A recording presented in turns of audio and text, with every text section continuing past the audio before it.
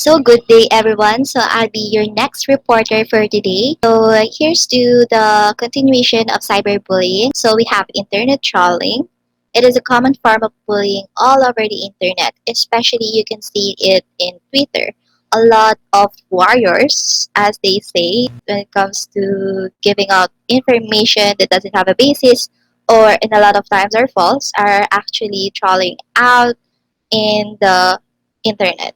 The most common example of it is Maki Yuzon. Her blog is composed of all false information about their president Duterte and the telecommunication company ABS-CBN, as she was paid to give out information that can disrupt their reputation and the information about the telecommunication company. Next is the cyber stalking. Of course, it's inevitable to encounter cyber stalking nowadays, especially that, of course, we on our own know that social media is the platform where everyone could be found.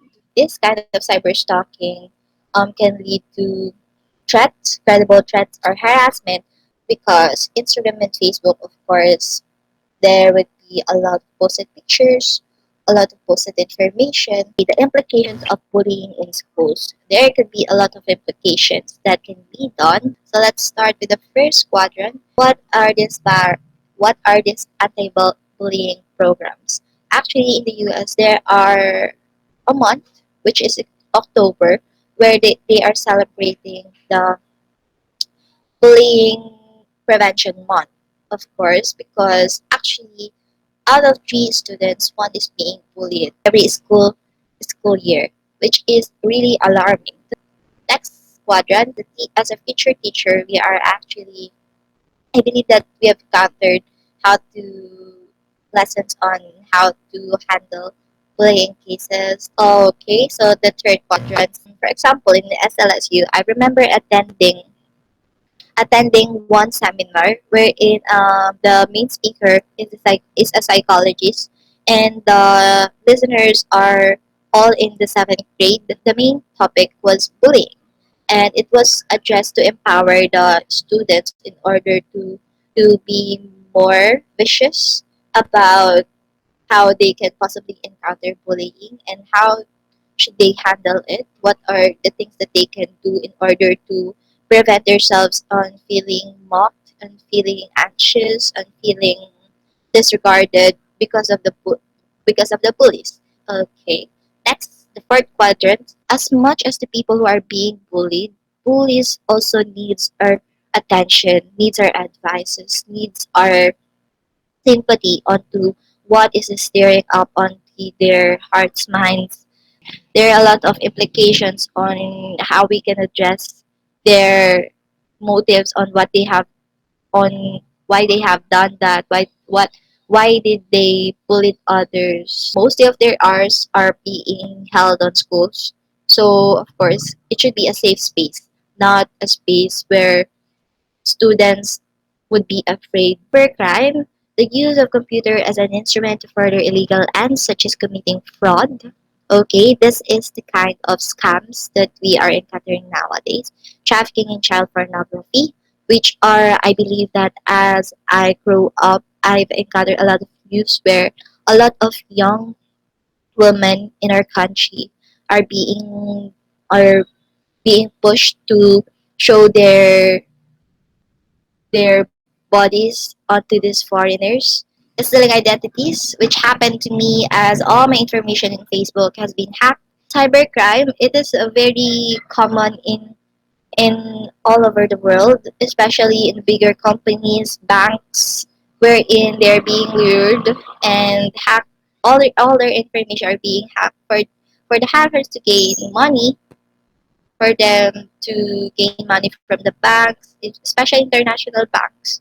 Um, I believe that if you have watched a startup, in a startup, diba, all their information on which their shares, their information about the company has been hacked. Exploring the internet, researching and evaluating the web.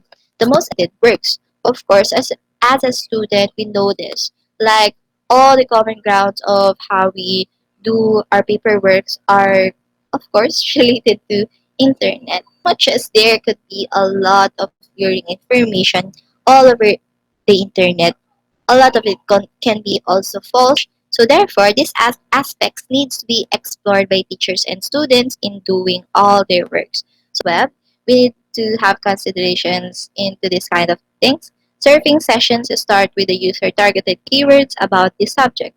Of course, we need to have a subjected mind onto what we need to know, the information that we need to know. For example, teens nowadays are mostly searching about beauty contents. So the initial engine to search would be beauty. Then next, search engine using synonyms if the keywords do not bring up desired results. So beauty, if you search beauty, then all the information that you get is not what you need, then you can also try to refer to another term which is connected to beauty, which is skincare, whitening. Is always be cautious about the information shared online and visiting websites. Of course, this is the most important thing for you to do. To be more cautious, especially the links. Next is assessing credibility. Assessing credibility. So first to consider here is the credibility or trustworthiness and reliability of the web. So there is two websites that we can find in the internet, which is the informational websites and the commercial websites. In informational websites, it is more commonly about news, diba? It is mostly common about education, commercial websites. Present an inaccurate information in order to see something. For example, commercial websites that we are talking about here is branding, like Chalk. If you know Chalk PH, usually they post a lot of contents wherein they are being sponsored in order to make a content about a certain product. But yet again, the content is usually biased. It just lure our mind into thinking that it is what we need. But to be honest, we don't need it. Like it's just spacing out our minds into thinking that we should we should buy it, that we need it. Like yes, it's endorsing. So we cannot really trust in those endorsements in the commercial websites. Next is the checklist of credibility criteria. So we can usually encounter this when it comes to doing researches, I believe.